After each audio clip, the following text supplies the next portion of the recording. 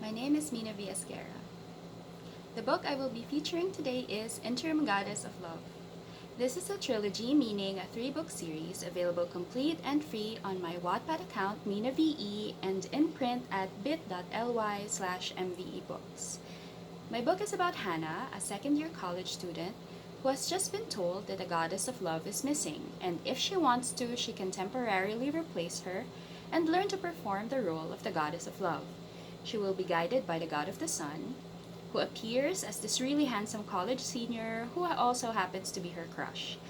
There are other students on campus who are secretly gods of Philippine mythology, and they have powers, and not all of them like that a regular college girl like Hannah gets to be one of them. But is she really just a regular girl? Or is this her destiny? Interim Goddess of Love explores the themes of fate and choice and deciding what your life will be about. But it's also about the kind of relationships you have with friends, with people you help, and yes, romantic partners. I wrote this book in 2012 because there were so many American books about fantasy or supernatural characters in high school romances. I was reading all these teen romances with vampires, werewolves, zombies, ghosts, and I wanted myself and us Filipino readers to have that kilig and feeling of how being in love connects us to bigger magical things. So, Philippine gods and adapted Philippine folktales in a modern Philippine college setting. College because I wanted all the characters to be 18, and certain things we see in US high school teen romances can actually only reasonably happen here when Filipinos are in college.